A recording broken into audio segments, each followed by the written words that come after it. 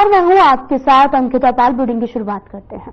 Police commissioner Gautam Buddha नगर के निर्देशन पर और डीसीपी महिला सुरक्षा के पर्यवेक्षण में और साथ ही एसीपी महिला सुरक्षा के नेतृत्व में मिशन शक्ति अभियान 5.0 में के अंतर्गत कमिश्नरेट के कई थानों में महिला बीट अधिकारियों ने स्थानीय महिलाओं को महिला सशक्तिकरण, उनकी सुरक्षा अधिकारों के प्रति भी जागरूक किया है और साथ ही फेस 5 अभियान चलाया जा रहा है। और इसी अभियान के तहत आपको बताते चले कि लगातार कई थाना क्षेत्रों में महिला पुलिस टीम के महिला सशक्तिकरण, आत्मरक्षा, घरेलू हिंसा, पोस्को एक्ट, साइबर सुरक्षा कौशल आदि महत्वपूर्ण क्षेत्रों में जागरूक करने का कार्य किया जा रहा है।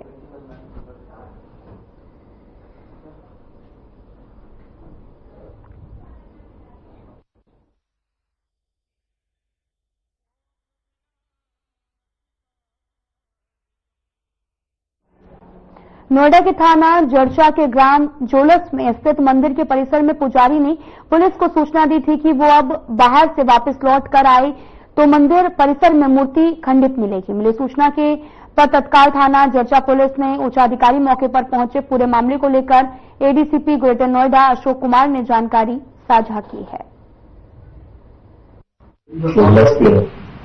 बाहरी किनारे पर स्थित मंदिर में कुछ अज्ञात लोगों द्वारा मूर्ति खंडित द्वारा मूर्ति का आयोजित करके यहाँ पर मूर्ति की स्थापना करा दी गई है तथा पूजा अर्चना विधिवत रूप से चल रही है। मौके पर शांति गौतम नगर में पुलिस कमिश्नर लक्ष्मी सिंह के निर्देशन में डीसीपी सेंट्रल नोएडा शक्ति मोहन अवस्थी और एडीसीपी सेंट्रल नोएडा हृदय कठेरिया के पर्यवेक्षण में एसीपी प्रथम सेंट्रल नोएडा राजीव कुमार गुप्ता ने पुलिस बल के साथ में थाना सेक्टर 63 क्षेत्र के अंतर्गत फुट पेट्रोलिंग करते हुए सुरक्षा व्यवस्था का जायजा लिया है।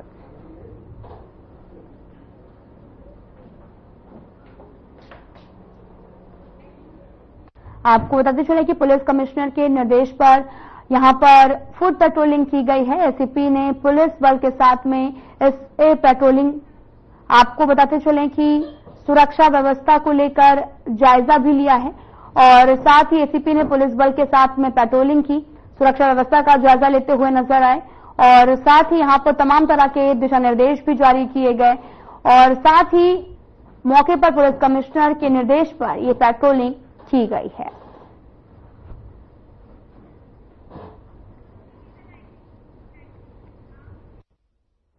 आपको लिए चलते हैं दिल्ली, जहां पर विदेश मंत्री एस जयशंकर ने ई माइग्रेट पोर्टल लॉन्च किया है। The Chief Guest, Honorable External Affairs Minister of India, Dr. S. Jaishankar, to kindly deliver his keynote address.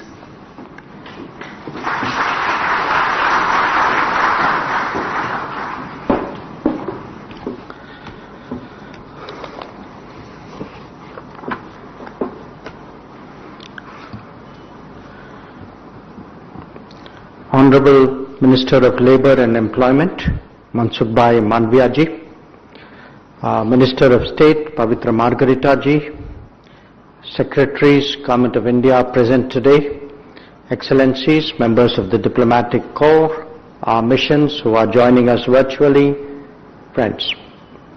Namaskar. A very good afternoon to all of you.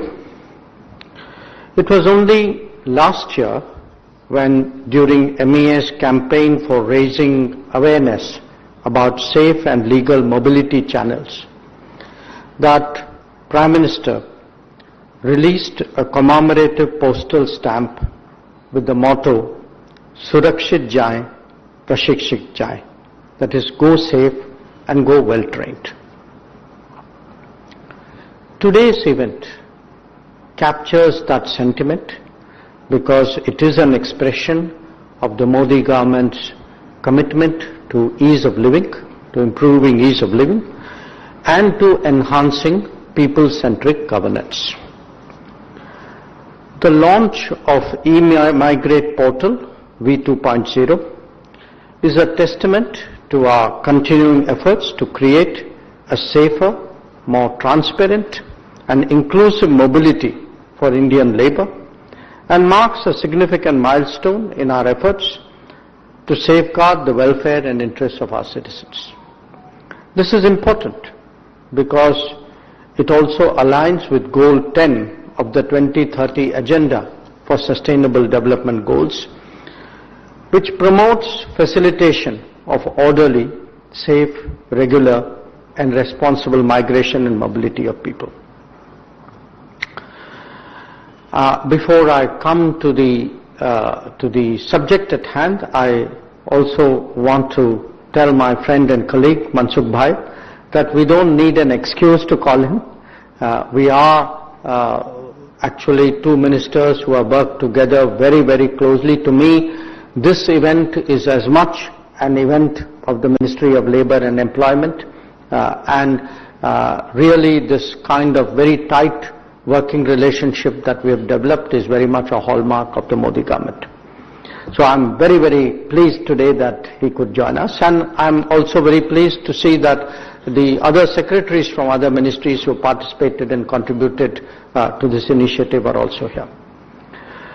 So friends, let me say it gives me great pleasure to launch a revamped version of the eMigrate portal, and it is more than just a digital platform.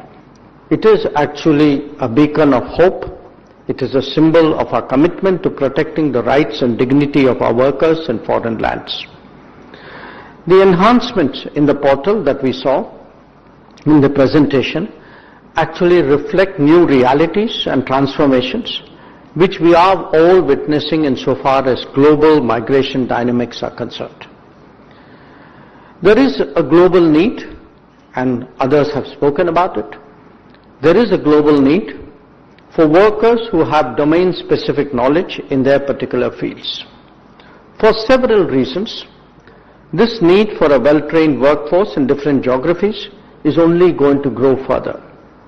This is clearly reflected in the pace at which we have undertaken negotiations with different countries on migration and mobility since 2015, and also in how the mobility ecosystem of India itself has been taking shape. Now, when I speak about the mobility ecosystem, I refer here to the strengthening of the entire paraphernalia associated with a citizen traveling abroad. For instance, in the last decade, our passport issuance has almost doubled. And that's primarily because we view and approach the world today as a global workplace. Facilitating those who travel abroad for studying or who are residing abroad and looking after their welfare and well-being at all times, especially during difficult situations, is today a very central objective of our foreign policy. While we recognize that the invaluable contributions of our migrant workers to India's economy and global reputation, we must also acknowledge the vulnerabilities that they face in foreign lands. Our missions, especially those in the Gulf, have dedicated labor attaches which ensure redressal of labor and other grievances. I am pleased to note that the revamped eMigrate portal also has 24/7 multilingual helpline numbers to attend to issues that they face which sometimes require urgent solutions, in addition to features for registering feedback for redressal.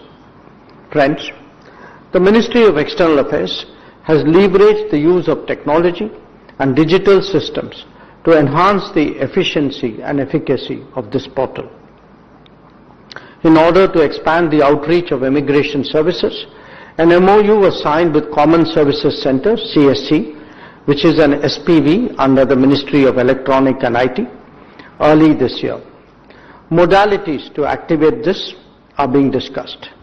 By enlisting the services of CSC, immigration-related services will be delivered through more than 560,000 common service centers which are spread across every nook and corner of this country. And that too in regional languages, which I think is very much a measure towards people-centric and ease of living goals that I mentioned. The eMigrate version 2 portal has also been integrated with DigiLocker, and I think again the Joint Secretary referred to it, And that is also a big step in digital transformation. This will enable immigrants to submit various documents for obtaining clearances through DigiLocker in a paperless mode, as well as to store them securely, so that all important documents like passports and employment contracts are actually secured.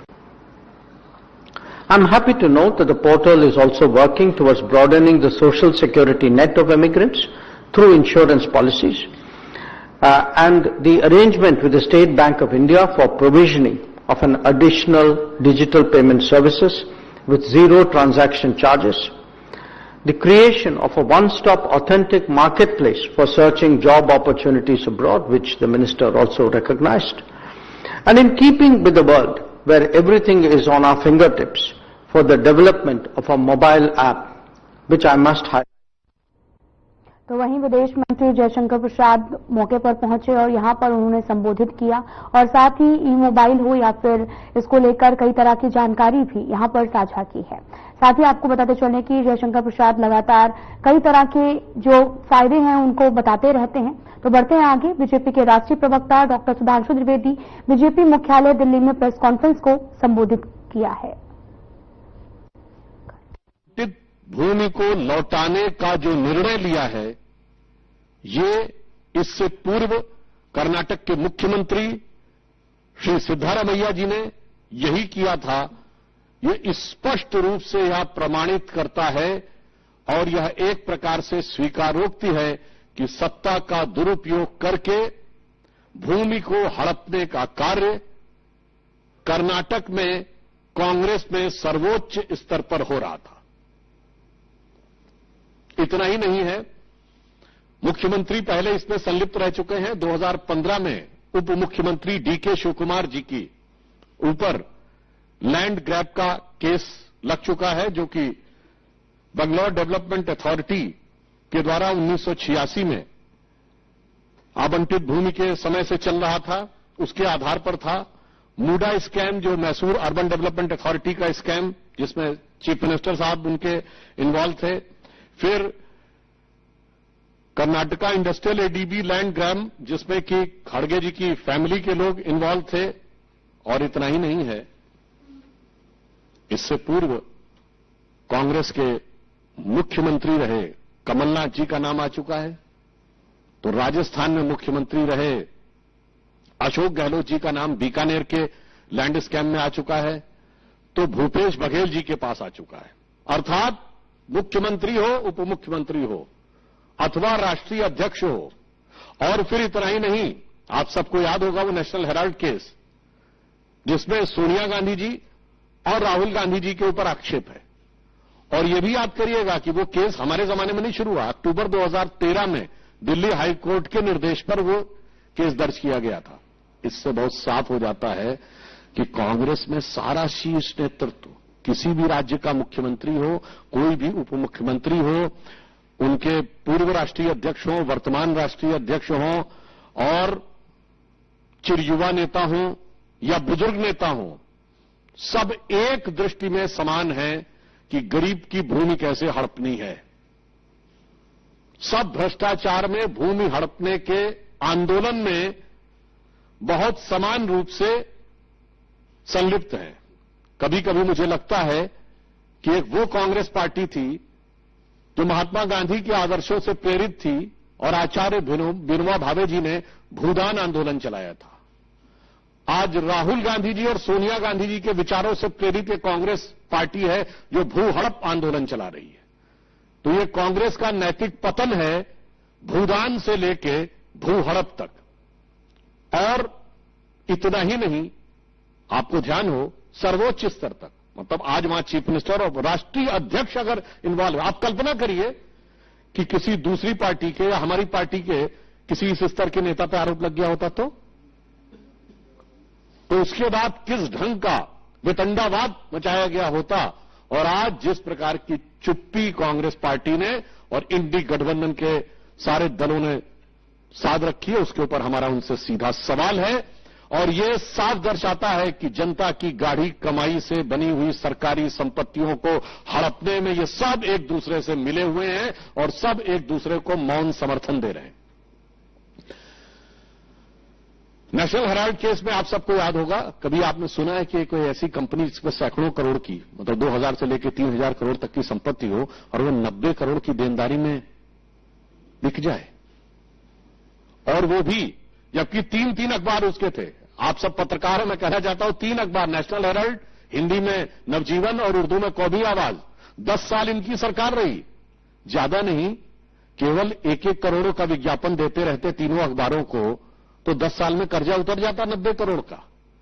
Rajiv Gandhi foundation को 150 करोड़ मिल सकते थे, मगर इनके अनुसार स्वतंत्रता आंदोलन का संचालन करने वाले नेशनल हेराल्ड की सोसाइटी को सरकारी विज्ञापन और सरकारी अनुदान नहीं मिल सकता था, वो 90 करोड़ में बिकना था। तो जो प्रवृत्ति राहुल जी और सोनिया जी में दिख रही थी, वही मल्लिकार्जुन खड़गे जी में दिख रही है, वही सिद्धारमैया जी में दिख रही है, वही डीके शिव कुमार जी में दिख रही है। और इस विषय के ऊपर हमारे कर्नाटक की तरफ से भी ये विषय कई बार उठाया गया और ये मामला इतना आसान नहीं है।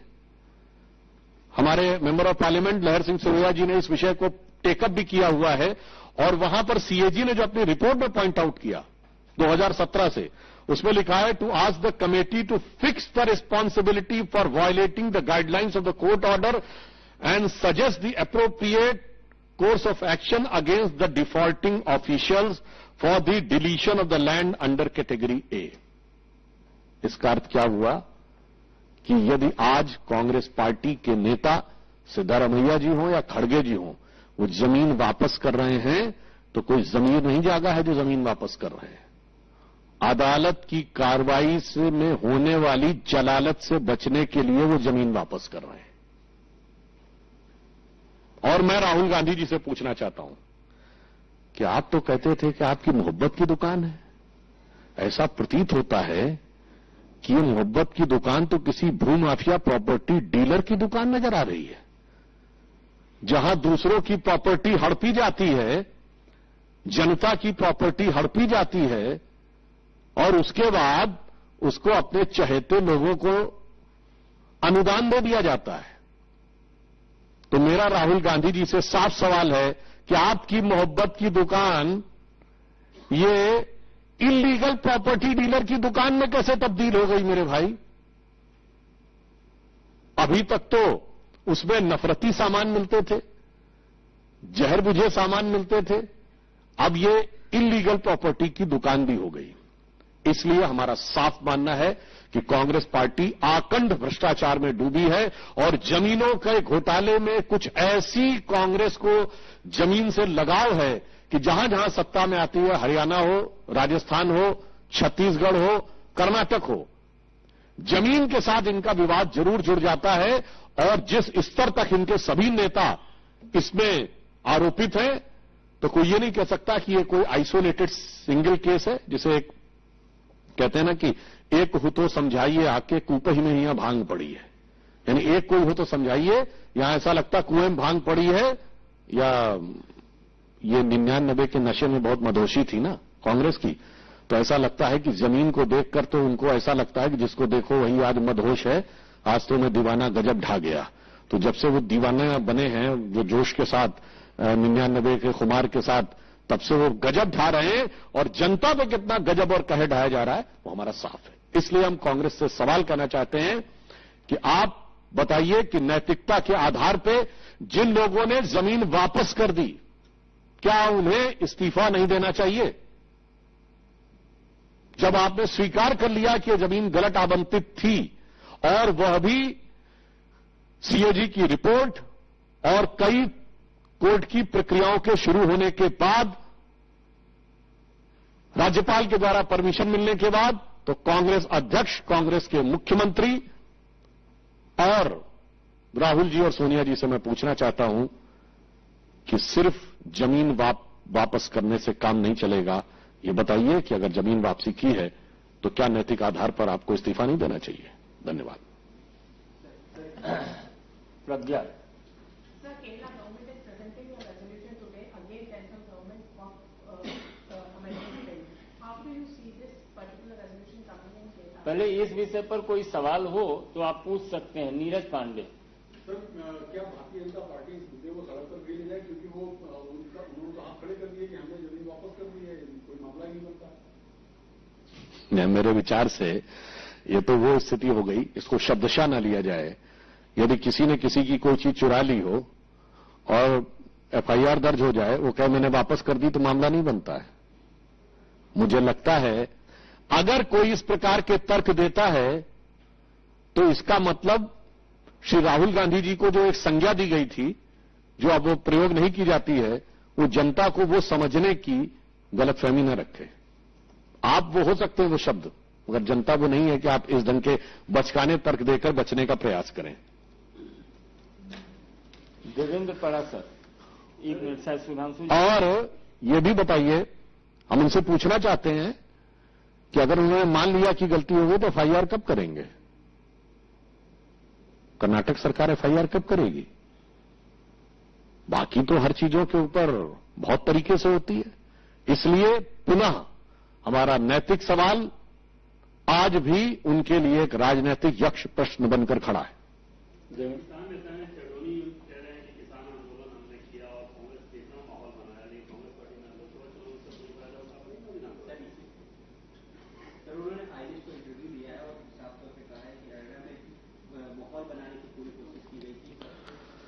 देखिए, ये जो चंदूरी जी का वक्तव्य आया है, इसने फिर कांग्रेस की जमीन के अंदर क्या छुपा हुआ था वो उजागर कर दिया है। स्पष्ट रूप से वो कह रहे हैं कि हमने कांग्रेस के पक्ष में किसान आंदोलन खड़ा करके माहौल बनाया और कांग्रेस उसका लाभ नहीं ले सकी। और वो कई वैसे शब्द प्रयोग कर रहे हैं भूपेंद्र हुड्डा जी के लिए, जिसको हम यहां पर नहीं रिपीट करना चाहेंगे। मगर एक बात बहुत साफ हो गई, अब कांग्रेस की कलई खुल गई। बहुत साफ हो गया कि जिस आंदोलन को वो सहज और स्वाभाविक आंदोलन कह रहे थे, वो कांग्रेस के द्वारा प्रायोजित और पोषित आंदोलन था। ये आज के चंदूनी जी के इस वक्तव्य से साफ हो गया। और राहुल गांधी जी के शब्दों में दूध का दूध, पानी का पानी हो गया। अब मुझे लगता है कांग्रेस को इसके बाद शर्म से पानी पानी हो जाना चाहिए। और एक बात मैं और कहना चाहता हूं, गंभीरता से सोचिए, ये पूरे मैं देश के करोड़ों लोगों को फूड फॉर थॉट के लिए कहना चाहता हूं, ये जितने आंदोलन खड़े होते हैं जो कहते हैं मैं गैर राजनीतिक आंदोलन हूं, सबका अंतिम लक्ष्य सत्ता होता है। केजरीवाल जी उसका उदाहरण थे, जिन्होंने कहा कि हम गैर राजनीतिक मुद्दे पे आगे बढ़े हैं और मौका पाते ही अपने अगल बगल वालों को किनारे करो, खट से जाके सत्ता की कुर्सी पे बैठ जाओ। और अगर देखा जाए तो पहलवानों के आंदोलन के साथ भी यही हुआ था, गैर राजनीतिक था, फिर कांग्रेस का समर्थन और फिर सीधे कांग्रेस के रिंग में ही जाकर उतर जाना। और आज चंदूरी जी का जो वक्तव्य है वो भी साफ यही दर्शाता है। तो देश की प्रबुद्ध जनता को आगे से समझना चाहिए कि ये गैर राजनीतिक आवरण के नाम पर जो आंदोलन खड़े किए जाते हैं, उनका एकमेव लक्ष्य सत्ता ही होता है, प्रत्यक्ष हो या परोक्ष हो। अब कांग्रेस पार्टी को इस पर सफाई देनी चाहिए जो उन्होंने जवाब दिया है। शैलेंद्र मिश्रा, डीडी। मल्लिकार्जुन खड़गे का विजयदशमी पर एक बयान आया था, बीजेपी को बहुत आपत्तिजनक शब्दों का इस्तेमाल किया था और आपके अंदर बीजेपी ने उसका जवाब दे दिया। क्या आपको लगता है कि ये जो पूरा मामला सामने आया जिसका खड़गे परिवार का, उस वजह से इस तरह का बयान दे रहे हैं और क्या आप उन्हें इस्तीफा मांग रहे हैं नैतिक तौर पर राज्य? मुझे लगता है कि अगर वो कांग्रेस पार्टी ये कहती है कि वो 138 साल पुरानी कांग्रेस पार्टी है। लास्ट वीडियो में इतना ही। नमस्कार।